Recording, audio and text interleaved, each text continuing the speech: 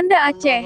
Kebakaran terjadi di dalam gedung Suzuya Mall Banda Aceh di Jalan Teuku Umar, Setui.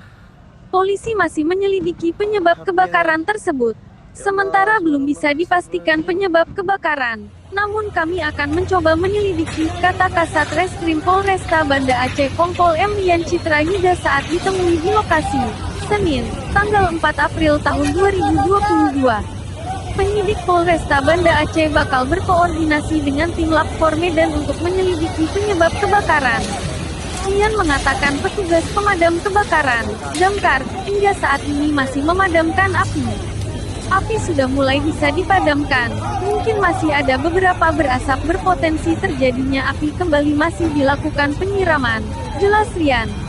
Menurutnya, kebakaran tersebut menghanguskan barang di lantai 3 mal serta sebagian di lantai 2.